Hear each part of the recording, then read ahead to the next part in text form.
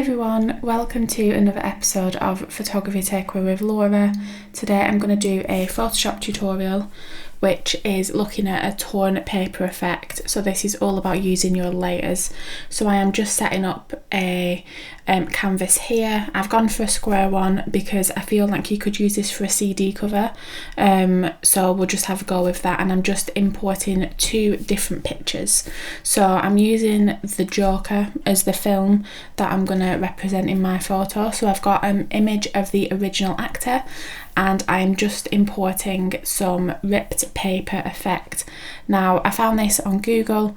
If you search for ripped paper or torn paper, you can find some pretty good images that are copyright free and you can have a go with them. So I went for one here that had the rip on both sides, just because I felt it looked a lot better, and I'm just resizing that so it is covering the actor's eyes. I'm then importing a picture of the Joker from the film, and I'm just resizing that now so it fits to be the same size as the actor's face. This took a little bit of resizing and tweaking, but I eventually got there, so that's fine.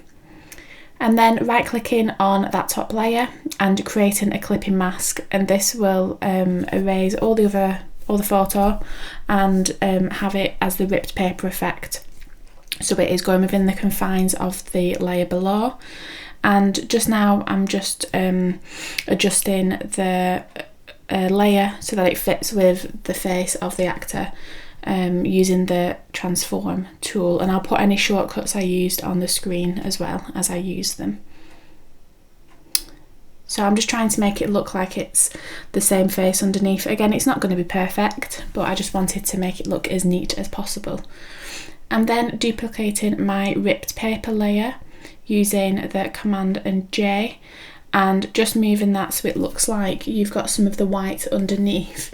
Now we are going to play a little bit with perspective during this and add some drop shadows and stuff like that.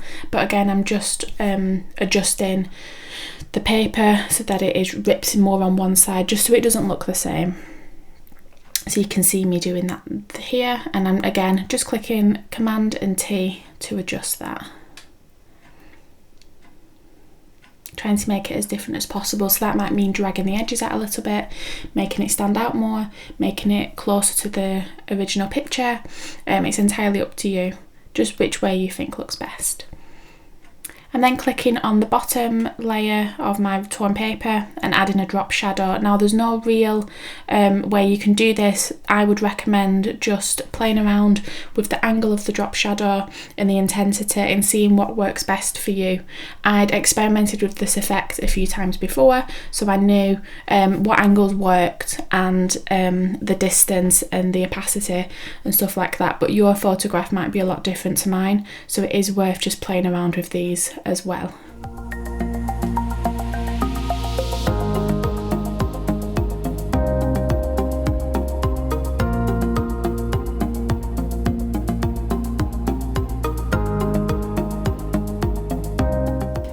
Okay, what I'm going to do now is take the layer with the Joker and I'm going to add some text in. This part is completely optional. I just thought it added a little bit of depth to it, and it's also a good way to get your head around how the layers work and how you can make adjustments like this. So I just wrote Joker over and over again and changed it to a size that suited the picture. You can change this afterwards if you want to. I then changed the layer so that it was rasterized, and then created a clipping mask. Now just take note of where the layers are. So this is above the picture of the Joker. I'm also now using the Magic Wand tool to select all of the text. The first time I did it, it selected the background, so if you do need to zoom in, then you can. I just used Command and Plus to do this, and I'm just selecting each individual letter to mask that out basically. So that's what I'm doing here.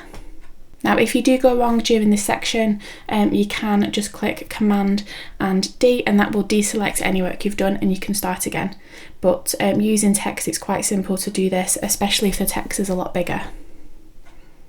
And I am using a mouse for this, I'm not using a graphics tablet, so it is quite easy. I'm then going to click Select and Inverse, and using my brush tool, I'm going to paint over it. Now this will just paint the background rather than the text itself. and then I'm going to inverse it again and hit the backspace button, and it will get rid of the white colour of the text. Now you can resize this by clicking Command and T, so you can make it a bit taller or a bit smaller. It's entirely up to you. And these are my final outcomes. Now your task for this week is to have a go yourself. I will put in the description, I'll put some instructions on how to do this in case you lost track during the video. It's quite easy to do, and I want you to post this onto your WordPress. So this is a task for level 2, media 1 and media 2. Okay, if you're having trouble with accessing Photoshop, you can use the apps on your phone. This might work for a lot of them, I'm not entirely sure, but it's worth a go. Okay, so yeah, that's another episode of Photography Takeaway with Laura. As always, if you do have any suggestions for things you would like me to cover, then let me know in the comments or send us a message on Teams, and I can try and cover some of those topics for you. But for now, I'll see you next week. Bye!